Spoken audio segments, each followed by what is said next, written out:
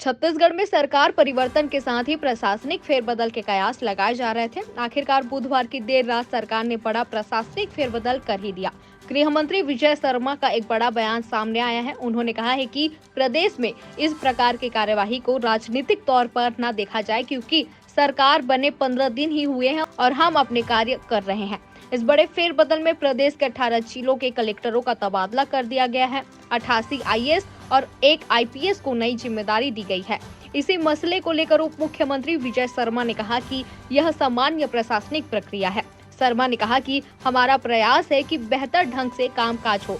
इसी सोच के तहत प्रशासन में बदलाव किया गया है। कुछ अफसरों को लूप लाइन में भेजे जाने संबंधी सवाल पर उन्होंने कहा कि लूप लाइन जैसी बात नहीं होती। हमारे विचार से हर काम महत्वपूर्ण होता है। प्रदेश में हो रहे आपराधिक घटनाओं के लिए एक अलग से टीम बनाई जाएगी, जिसका निराकरण किया जाएगा और किसी भी प्रकार के अपराधियों को छोड़ा नहीं जाएगा। यह सरकार करके दिखाएंगे। 18 लाख आवास बनने में समय लगेगा। सरकार के संकल्प का विषय था, तो नई सरकार ने पहले कैबिनेट के पहले लाइन का प्रस्ताव यही किया है। किसानों को जो 2 साल का बोनस देना था वो निर्धारित समय पर उनको मिल गया है। एक और वादा जो नौजवानों से था कि हम पीएससी में हुए घोटाले की जांच बड़े एजेंसी से कराएंगे, तो राज्य सरकार ने सीबीआई को प्रदेश में काम करने की पुनः अनुमति देते हुए और इस विषय को सीबीआई को सौंपने का निर्णय लिया है। ऐसे अनेक काम हैं। मैं आपसे ये कहना चाहता हूँ कि 21 कुंटल धान खरीदने की बात थी, वो आदेश जारी हो चुका है। माननीय मुख्यमंत्री जी ने स्पष्ट कह दिया है कि 3100 रुपये की दर से हम भुगतान करेंगे, वह भी स्पष्ट है।